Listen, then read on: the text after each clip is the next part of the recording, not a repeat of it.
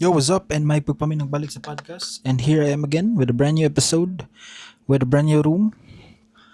It's tigyatay. Gamay kayo na yung room. It is actually like a very small room. Grabe, mura na gid siya kanang nicho gid sa kagamay guys. If I can like just show you the entire thing. Murag na ko ra tanawon kay naka-wide ko. Pero gamay gid ni siya. But anyways, um the reason why ako dressing utubangan karon because I wanna talk about something medyo that was last month when I recorded my last episode. So karon nakabalhin ko gamay nga room, another room wherein I shared sa inyo last time nga nganong nibalhin ko laing room because init medyo dito. Diri arang-arang siya, close mo gud siya, na AC, napoy ka ng exhaust fan. So makaginawa ra gud gyapon ka, makasurvive ra gud gyapon ka, pero ingon gyud ko sa akong galingon, di ko magdugay ani. As long as I will recover financially, naagid ko balhinan, bubalhin jud ko og kanang medyo dako-dako nga room og medyo dako-dako pud siya cost actually. To give you a perspective, tagpila ni nga room din hiya. This is 17,000 pesos in pesos, no? So kung balhin ko dako-dako nga room na yung mga tag 30,000, I'm talking about monthly, I'm talking about monthly. So that's a different game. Anyways, how are you? How are you doing? And kumusta naman ka? And for those listeners that are keep listening sa kuha, bahalag medyo, atong upload is dili gid consistent. Salamat. And if you're still listening, salamat kayo. If ginabuhat ko nimong background sa mga ginabuhat din na, thanks a lot. Anyways, what we're gonna talk about in this episode is that butang yun actually that I just like actually learned for the past few months lang, and realization pud siya nako ba nga dako siya impact sa ko nga mas, if as long as kanang the moment gani nga ma-encourage or the moment na ma-acknowledge nimo ni siya nga thought, I think you're good to go. Anyways, before tang proceed na, so mo to, no, gamay nga room, but it's fine, igor gid siya katulgan. And then pagbuntag pod kay wala po ko din hiya, nagalakaw po ko, and also mo to nagalakaw in a way na kanang para di lang gid murag igor gid sa tulganan ba, ana ra gid ang purpose ani din hiya kini nga room, igor gid siya maka tulgan. So kumbaga, so that's why naata diri ang room. And also tawag ano but still, grateful gyapon ta. Salamat gyapon ta sa mga butang nga abot sa tong kinabuhi, because this is like the challenges that will made who I am or who we are in the future, no? Kung sa pa ng mga challenges natong masugatan and all these things that will define us in the future. So if acknowledge lang natin na siya, amen. Anyways, new thing, salamat gyapon ko kay kanang as I mentioned sa inyo guys, nag-budget you go. Actually, nag-budget you go financially during may pagbalik na ako din sa Dubai because of all those expenses nga ako ang nabuhat dito sa Pinas. So, dako gid siyang adjustment, and so na gini siya ang pag-stay na ko diri sa room nga grabe stang amaya. Nanibago ko, to be honest lang ha. I'm not sure, na-mention na ako ni before sa previous episode, pero nanibago gid ko kay gamay nga room, unlike tong room na ko before nga dako gito siya niya high ceiling. Tanawa ra gud ng ceiling, ceiling na siya, na siya, loft bed na siya, dra ka sa taas matulog. So bali mo ra diri ang mga butang, as you can see na raw, dra ang mga butang, mga gamit, dra ang mga sinina pwede nimo i-arrange, nabrutahan na siya din na padulong na siya sa sala, so na daanan. So igor gid kumhigda gid ka nang murag kung say tuyo nimo sa Dubai, murag gid nimong buhaton, ana ra gid siya. Siguro sa laing country siguro as mga Filipino siguro na pagod siguro yung mga dako-dako gud pang spaces dito, pero diri sa Dubai kay gamay kay ang room din niya. Kung igo-igo ra pud imong sahod, base salary din is mga 50,000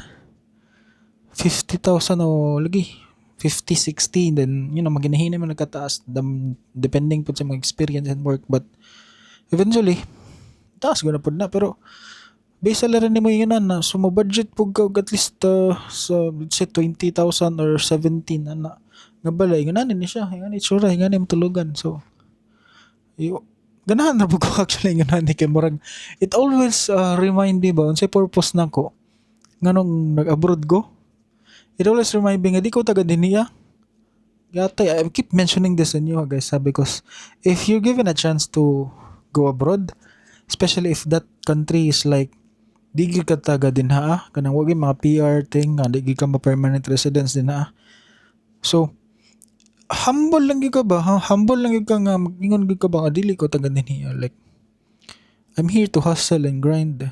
So at the same time po make a living and make my life in purpose. So if that's the case, then kada uli na ko din ma-remind ko.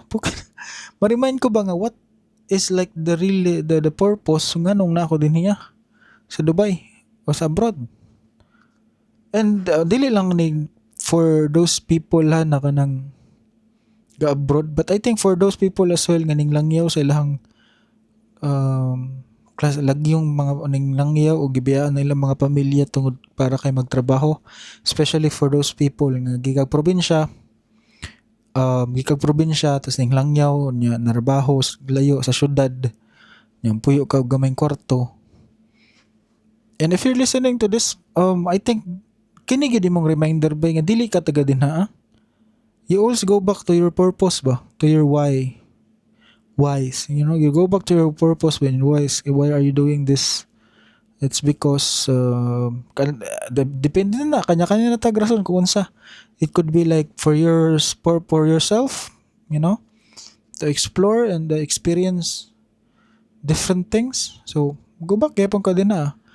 So kung gusto nimo na ma-experience na pod nga next month or next year maka-improve imong life, so kamot kasi mo trabaho para ma-upgrade nimo hong room, pwede ka makaano. You getting me, you getting out of this. And also para po di sa mga tao nga usahay makalimot ta ba mabuti nito sa kuan bay nga to nakakwarto kog dako nga room ba. Pasalamat gay ko kay naning podcast to always remind me where I am and why I'm doing this ana gani. Kasi isa man gini ang podcast ang gani makapahimo sa ko og kanang tawag na kanang reminders kagalingon ba nga record ko podcast, sumurag journaling man gud pud akong tirada niya, sulat pa na ako din ako mga niya moto ingan na ba. You always go back to your why. Where are you doing this? Kaya di sa makalimot ka, you get blinded by the pleasure of the world or the society. Malipat ka ba, why am I doing this? You go back with your purpose. And along the way man it could change, because mao pod na akong ginaingon nga. Along the way things could happen, things like there are some things actually that could influence your decision because we are molded by our environment.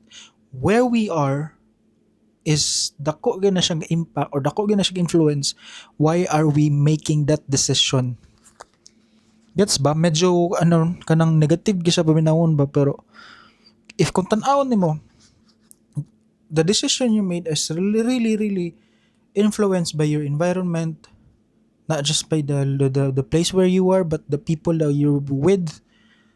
So that is like you go back of why are you doing this, because back there home, like you have this goal nga pwede mapanindot yung balay or maka-invest ka o kanang nindot nga negosyo, and all these things ba yan na. So at least naka-goal nga pwede nimong okay may buhaton pa ako na yung na nindot po. So yeah, mao to. That's a key point number 1 pero nalo ko na remember ba murag feeling ako this is really the sign of aging ba. Nag-change ang kanang way nako of consuming social media and sharing things. Kana ganing dili na ako ganahan i-post tanan sa social media.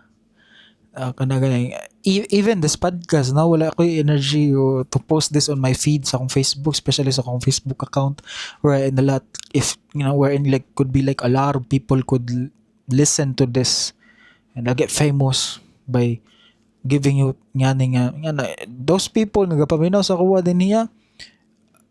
I don't know kung nang na kay Spotify og nakagupinaw din niya, pero I think this is totally a different platform gyud na murag wala koy kanang nakayo energy siguro kanang magsige og post sa social media to show things na okay, I'm doing this, I'm doing that, kay mura man og maka-attract na hinuon ka og kanang energy nga sige na nung kag kini example lang niya, wala ako problema ha, pero kanang for the past few days ba laguta oy kanang daghang kay mag-chat sa mga mangutang, randomly like di ko ingon jud ko ako kwarta, di ko magpautang, ako extra dili gyud ko gayon na gid kanin tagam na ko because like naa jud mga tao nga nakautang sa kuha na until right now wala gid nakabayad, and actually gidawat na gid ako na siya nga okay sige, gidawat na gid ako ba nga dili na gid sila makabayad ana, so that money is gone ana na gid ko, but at the same time kay buga dili na gid ko pagawas basta-basta magpagawas lang og kwarta just because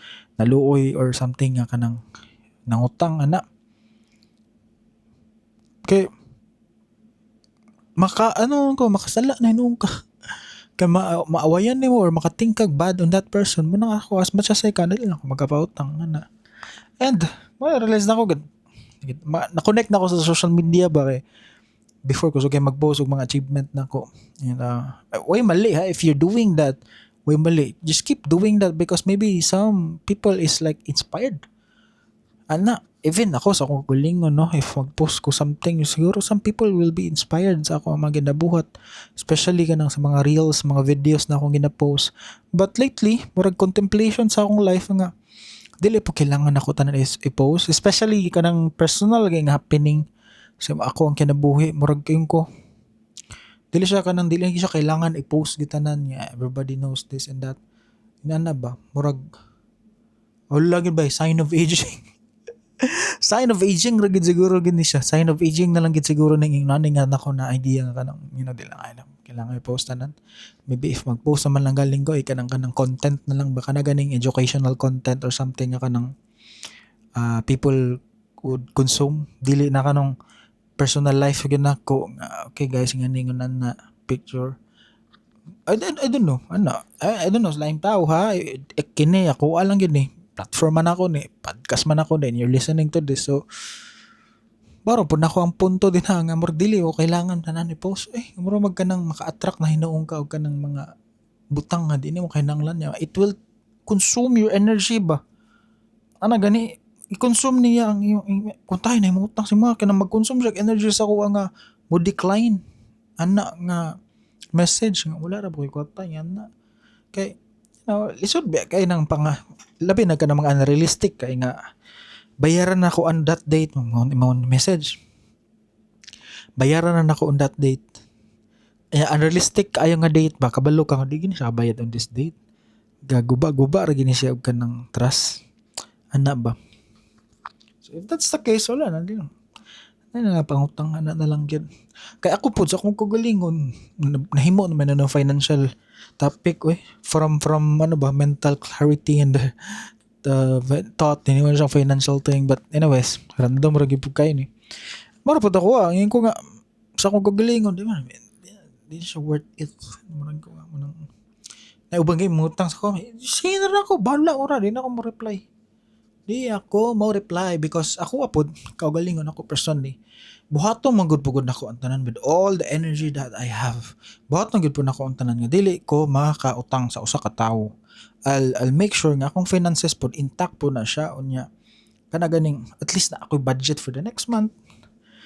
Na ako budget for the next month nga na. So at least fixed pod akong budget ba dili pod ganang to the point nga magkautang na lang hinumpog ka kay ako sa akong kagalingon di man ko magpautang, so I don't want this feeling nga mangutang ko di po ko pautangon. Gets anyways, that's it for this episode. Salamat sa pagkuminaw, random kay ang mga topic but I hope you're getting something and see you in the next one. Bye.